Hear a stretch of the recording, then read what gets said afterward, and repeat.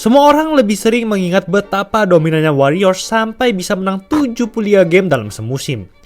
Bahkan kehebatannya itu mengalahkan Bulls 95-96 yang punya Big Three Jordan, Pippen, Rodman dengan rekor menang kalah 72-10. Tapi apa yang sebenarnya terjadi kepada mereka dalam 9 game yang berakhir dengan kekalahan? Bagi Warriors, tiap kekalahan ini tentu bukanlah saat-saat yang menyenangkan. Tapi bagi 9 tim itu, mereka saat itu dibanggakan dan disebut-sebut sebagai pahlawan. Karena mereka berhasil mengalahkan tim paling dominan dalam sejarah NBA, khususnya pada musim reguler. Memasuki musim 2015-2016, banyak orang masih meragukan apakah Steph Curry dan Warriors benar-benar pantas untuk disebut sebagai tim yang kuat. Mereka memang sudah jadi juara pada musim sebelumnya. Tapi banyak orang yang menyebut bahwa Warriors memiliki jalan yang sangat mudah menuju kejuaraan, ditambah dengan ada beberapa pemain bintang dari tim lain yang cedera. Warriors gak cuma diam setelah mendengar semua hujatan itu, namun mereka pun berbicara tidak menggunakan kata-kata. Sesaat setelah musim reguler dimulai, ini yang mereka lakukan. Curry. Oh! Count it and the foul! Basketball at both ends of the court. So beautiful to watch. The defending champions are 22-0. Golden State comes to Boston and keeps their winning streak alive. It took 2 overtimes. Warriors langsung memenangi 24 game pertama mereka. Wow! Rekor 24-0 ini pun adalah rekor terbaik untuk tim manapun dalam sejarah NBA untuk memulai musim reguler sampai sekarang. Warriors gak cuma tampil dominan, tapi mereka juga seperti sudah menamatkan bola basket saat itu.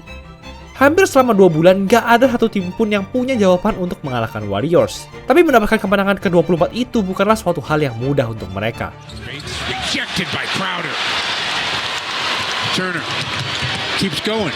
Gets Iguodala, takes the shot. Turner's got it. Up to Kelly. Isaiah for 3. Got it! You know he wants to shoot it. Oh, good block by Turner. You should take that. Crowder, they went for the quick two. Okay. Way, Iguodala will save it. And the Golden State Warriors, perfect season, lives on. Warriors harus berjuang keras sampai double overtime untuk mengalahkan Isaiah Thomas dan Boston Celtics. Saat itu Celtics sudah sangat dekat untuk mengalahkan Warriors. Sampai-sampai Celtics mendapatkan penghormatan dari para fans dan Warriors itu sendiri karena mereka berhasil membuat Warriors hampir kewalahan. Tapi mungkin itu adalah sebuah pertanda kalau Warriors ternyata masih bisa dikalahkan. Karena di game berikutnya, Milwaukee Bucks datang dengan penuh motivasi dan satu ambisi, yaitu memaksa Warriors untuk menambahkan angka 1 di kolom kekalahan mereka. Threw him off just a bit. He missed it. Bucks, Carter, yes. Monroe, it's paid off. But There's the Mike in the flush. There it is. Michael Carter, 25-0, or you will see that record streak end. It has happened. Carter Williams picks it and hammers it down. That's it. That they may not miss other nights, but the Bucks defense was superb. Bucks akhirnya jadi tim pertama yang berhasil melakukan sesuatu yang saat itu dianggap mustahil. Game ini pun gak berlangsung seketat itu. Bucks sering unggul sampai double digit sepanjang pertandingan. Warriors memang berhasil mendekat dalam beberapa momen, tapi setelah itu Bucks selalu berhasil membalas mereka. Kekalahan pertama Warriors ini bisa jadi karena mereka kecapean. Gak cuma karena bermain sampai double overtime di game sebelumnya, memasuki game ini, Warriors sudah bermain di kandang musuh 6 kali beruntun. Sepanjang game mereka cuma bisa memasukkan 6 dari 26 3 point. Di sisi lain, Greg Monroe tampil fenomenal dengan 28 points dan 11 rebounds. Dan mau tahu fakta menarik? Selain membungkam rekor Warriors ini, mereka juga jadi tim yang mematahkan rekor 33 kemenangan beruntun Lakers pada 1972. Jadi mereka berhasil mengakhiri 2 rekor kemenangan beruntun terlama dalam sejarah NBA. Kekalahan Warriors dari Bucks ini seperti sudah ditakdirkan untuk terjadi.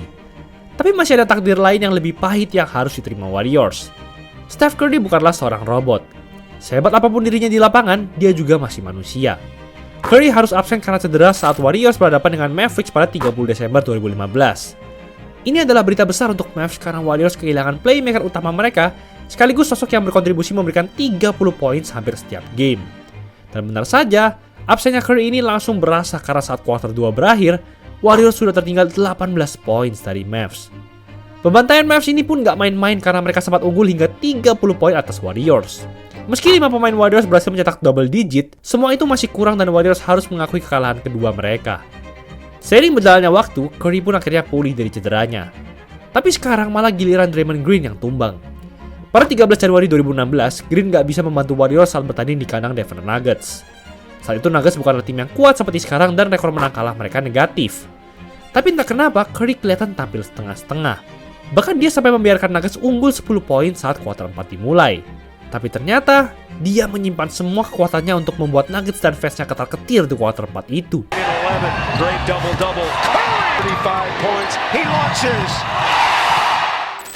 Curry berhasil mencetak 20 dari total 38 poinnya di kuarter 4 sendiri. Warriors sekarang hanya berjarak 2 poin saja dengan sisa waktu 37 detik. Tapi yang terjadi setelahnya, With Gallinari on him.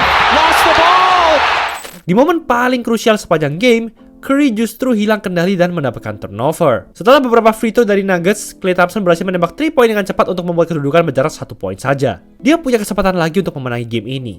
Tapi sayangnya kali ini nggak sesuai harapan. Kalah melawan tim yang seharusnya nggak bisa menyaingi mereka mungkin memberikan sedikit tekanan dan rasa frustasi.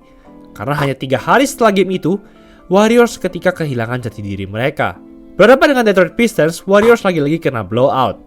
Curry dan Green sama-sama mendapatkan technical foul di waktu yang berdekatan. Dan sejak momen itu sudah jelas kalau Warriors nggak tampil 100% di game ini. Apalagi Pistons juga mengistirahatkan nomor punggung Ben Wallace di malam yang sama. Dapat dipastikan mereka bakal tampil semaksimal mungkin di momen spesial ini. Meski begitu, Warriors bangkit lagi dengan cepat dan memenangi 11 game beruntun sebelum masuk All-Star Weekend. Bintang-bintang Warriors menjadikan All-Star Weekend sebagai waktu untuk bersenang-senang. Tapi beda cerita kalau untuk pemain yang satu ini. Damian Lillard gak terpilih sebagai All-Star musim itu. Padahal dia punya rata 24,3 poin dan 7,1 assist per game. Lillard mungkin menghabiskan waktunya dengan latihan tanpa henti sepanjang All-Star Weekend. Karena dia akan langsung berhadapan dengan Warriors saat musim reguler sudah dimulai lagi. Dan tanpa berlama-lama, Lillard langsung memanfaatkan momen ini untuk balas dendam. Harkless to Lillard from way downtown. Well, Foul, and he barks at Steve Anderson. magician at getting that shot away. Lillard trying to do the second, hit the shot. Well, Against Rush, long three again. did the right thing. Pull it back and see what you got. Lillard for a career high. Yes, sir! Blazers. Look at the crowd. Lillard, heat check. Oh! Lillard mencetak 51 poin, tertinggi sepanjang karirnya saat itu. Dia pun berhasil memasukkan 9 3 points dengan akurasi 75%. Malahan Lillard yang jadi kelihatan kayak Steph Curry dibanding Curry itu sendiri. Tapi itu bukan satu-satunya hal yang mengejutkan dari game ini. Blazers pun berhasil menang dengan skor 137-105. Ya, beda 32 poin guys. Kekalahan kelima Warriors ini mungkin telah menyadarkan mereka bahwa mereka harus bermain lebih serius lagi, khususnya Curry. 36 poin, 42 poin, dan 51 poin selama 3 game beruntun. Setelah itu, Curry makin bermain gila-gilaan lagi saat melawan OKC Thunder, di mana ia berhasil mencetak 12 3 points, termasuk yang paling ikonik di babak overtime ini. Tapi sedikit yang Curry tahu, serangkaian performa legendarisnya ini harus berakhir secara memalukan. 3 hari setelah melawan Thunder, Warriors berhadapan dengan Lakers yang saat itu sudah kalah 51 kali dan baru menang 12 kali saja. Tapi bukannya bantai-membantai, Curry malah terlihat seolah-olah dia lupa cara shooting. Akurasi field goal-nya cuma 30% dan dari 10 3 point yang dia tembak, hanya satu saja yang berhasil masuk. Bagi Lakers, seharusnya game ini berpusat pada Kobe yang bermain melawan Warriors untuk terakhir kalinya. Tapi mereka malah mengejutkan seluruh NBA dengan kemenangan yang dominan ini. Dan asal kalian tahu aja, performa 3 point Curry masih bisa lebih jelek lagi. Itu terjadi pada 19 Maret 2016 ketika Warriors berhadapan dengan Spurs, dua tim terhebat di NBA saat itu. Di game yang ditunggu-tunggu semua orang, Curry lagi-lagi cuma bisa memasukkan 1 3 point saja. Tapi kali ini dari 12 percobaan. To be fair, nggak cuma Curry, pemain-pemain andalan Warriors lainnya juga kesulitan untuk mencetak skor di game ini. Spurs menang 87-79, dan rekor mereka di pertandingan kandang masih sempurna 35-0. Warriors juga masih nggak terkalahkan di kandang mereka. Tapi semuanya berubah saat Celtics menginjakkan kaki di sana. Celtics datang untuk membalaskan dendam mereka atas kekalahan double overtime itu. Di saat yang bersamaan, tangan pemain-pemain Warriors sepertinya lagi licin. Karena di 2 quarter pertama, mereka sudah memiliki 13 turnovers. 7 diantaranya berasal dari Curry. Bagaimanapun, Curry langsung menyala dengan mencetak 21 poin di quarter 3. Pertandingan akhirnya berlangsung dengan menegangkan sampai detik-detik akhir. Kedua tim ini memiliki momen kelasnya masing-masing. Step behind the back. Steps to the basket. Right it up and in. Smart. Turner. Cuts and hits. The Nugget on the find in the corner. Barnes a big three. He hit it. 1 point. He looks almost threw it away. Thomas has it. Goes to the basket and scores. Steph fakes. 3 for the tie. No. Jerebko tips it. Tapi akhirnya defense ketat dari Celtics lah yang membuat mereka keluar sebagai pemenang. Kekalahan ini gak cuma mematahkan rekor Warriors yang tidak terkalahkan di kandang mereka musim ini, tapi juga rekor 54 kemenangan beruntun di kandang selama 14 bulan yang dimulai dari musim lalu, Januari 2015 lebih tepatnya. Mengalahkan Warriors di rumah mereka sendiri seketika menjadi hal yang memungkinkan untuk dilakukan lagi. Tapi di antara semua tim, siapa sangka kalau tim berikutnya yang bisa melakukan itu adalah tim yang menduduki peringkat-peringkat bawah di papan klasemen. Hanya 2 game setelah kalah dari Celtics, Warriors harus menerima kekalahan ke-9 mereka dari Minnesota Timberwolves. Tangan Curry benar-benar busuk di 2 kuarter pertama. Dari total 8 tembakan, gak ada satupun yang masuk. Baru di kuarter 3, Curry akhirnya bisa memasukkan 4 3 points dan Warriors langsung mendominasi Wolves dengan unggul 17 points. Namun skuad muda Wolves ini pantang menyerah. Apapun hasil dari game ini gak bakal berarti apa-apa buat Wolves karena mereka sudah resmi tereliminasi dari playoff. Tapi kalau bisa jadi bagian dari tim-tim spesial yang bisa mengalahkan skuad bersejarah ini, ya kenapa tidak? Wolves akhirnya comeback secara perlahan sampai memaksa Warriors untuk bermain sampai overtime. Warriors punya banyak kesempatan untuk tetap bertahan.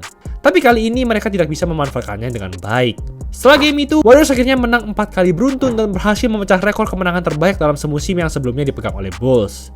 Tapi yang menarik dari 9 kekalahan ini adalah, sebagian besar kekalahan mereka berasal dari tim yang biasa-biasa aja. Bahkan juga dari tim yang paling lemah di NBA saat itu. Tiap kekalahan Warriors selalu dianggap sebagai berita besar dan momen yang langka. Meski Warriors pada akhirnya juga gagal jadi juara, harus diakui bahwa mereka telah berada di level yang gak pernah dicapai oleh tim-tim lainnya sepanjang sejarah. Baik itu melalui rekor musim reguler, maupun pengaruh yang mereka berikan terhadap permainan basket di era modern. Itulah episode kali ini. Dimana lagi bikin jersey cuma 4 hari jadi, bisa custom satuan dan free design selain diisi sportswear. Gas, buruan ke all shopnya! Jangan lupa like dan subscribe agar channel ini bisa berkembang dan menghasilkan video menarik lainnya. Thanks for watching, I'll see you in the next video.